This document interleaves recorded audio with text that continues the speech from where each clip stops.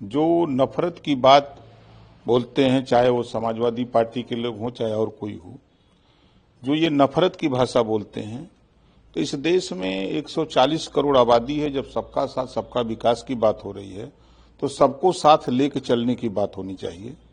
तो सबको साथ लेके चलने के लिए वहां हर वर्ग, चाहे वो ब्राह्मण रहा हो, राजपूत रहा हो, यादव, पटेल, चौहान, बिंद, केवट, मल्लाह, प्रजापति, नाई, गोंड, कुम्हार, लोहार, राजभर, मौर्य, पटेल सहित जुल्हा, दुनिया, अंसारी, साई, दर्जी, फकीर, सभी समाज के लोग विश्वास करके और लोग सामाजिक समरसता महारैली में आए।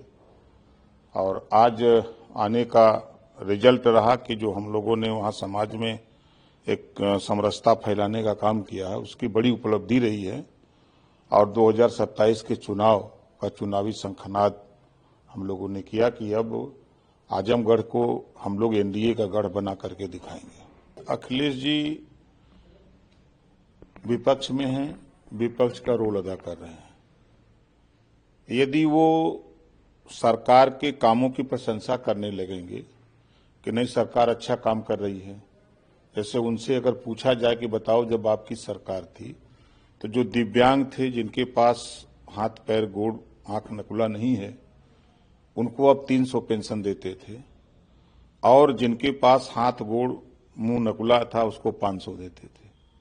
ये भेदभाव करते थे।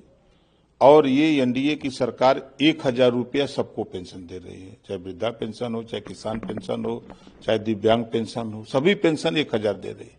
अगर उनसे ये बात पूछा जाए कि बताओ ये सही सरकार की है कि गलत की है, तो कमरे में तो कहेंगे कि सही है। लेकिन अब जनता के बीच में वो कैसे कहेंगे सरकार सही काम कर रही है। आज पूर्वांचल एक्सप्रेसवे बन जाने से चाहे आजमगढ़ के लोग हों, चाहे बलिया के हों, मऊ के हों, गाजीपुर के हों, चाहे सुल्तानपुर के हों, बाराबंकी के, जितने सुल्तानपुर से जो कल तक 8 घंटे में बलिया से लोग आते थे, आज 4 घंटे में आ रहे हैं। 4 घंटा उनका समय बचा। जो आजमगढ़ से 5 घंटे 5.5 घंटे लगते थे, आज 2.5 घंटे 3 घंटे में आ जा रहे हैं। तो ये जो कनेक्टिविटी सड़कों की बेहतर हुई है, जानते हैं वो कि नहीं अच्छा हुआ है। उन्हीं के सांसद बोल रहे हैं कि समाजवादी पार्टी प्रधान भी बनना चाहती है, प्रमुख भी बनना चाहती है, और जिला पंचायत अध्यक्ष भी, एमएलए भी, एमपी भी और मुख्यमंत्री सब वही रहेंगे, और समाज के लोग कहाँ जाएंगे। ये बात उन्हीं के सांसद बोल रहे हैं। तो हमेशा उन्होंने पिछड़ों को धोखा दिया, मुसलमानों को धोखा दिया, और धोखा देकर के उनका हिस्सा लूटा है। तो वही बात वो जानते हैं। आज मुख्यमंत्री योगी आदित्यनाथ जी और माननीय मोदी जी के नेतृत्व में पिछड़े और दलित साथ मिल करके अपना काम कर रहे हैं।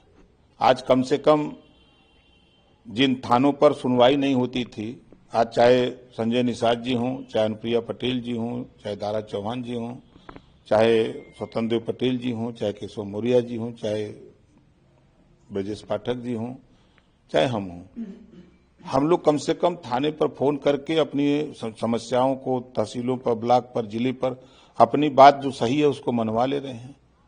और हम लोग अगर सत्ता में नहीं होते तो उन्हीं की तरह हम भी गीत गाते, तो उसे तो कुछ समाज को मिलता नहीं। तो ये चीजें उनके मन में है कि सत्ता चले जाने के बाद, एक हमने वीडियो देखा है, कोई मुसलमान है, वो बोलता है कि विरासत में सत्ता मिल सकती है, बुद्धि नहीं मिल सकती। तो जो बोला है ना, जो वीडियो मैंने देखा कि विरासत में सत्ता मिल सकती है लेकिन बुद्धि नहीं मिल सकती, वही बात है अखिलेश जी की। हाँ, एकदम निश्चित मैं बता रहा हूं, वो सही बोल रहा है। जनता किस मुंह से आपके साथ जाएगी। आप यादव मरेगा, कोई घटना होगी तो वहां जाओगे, लेकिन वहीं राजभर होगा, प्रजापति, वहीं नाई होगा, विश्वकर्मा होगा, लोहार होगा, उसके साथ कोई घटना होगी, आप नहीं जाओगे। ये क्या दिखता है। तो अब चूंकि हमारी बात तो उनको बुरा लगेगी, इस नाते बुरा लगेगी, भाई हम तो बात कहता हूं खर्रा, गोली चले चाहे छर्रा।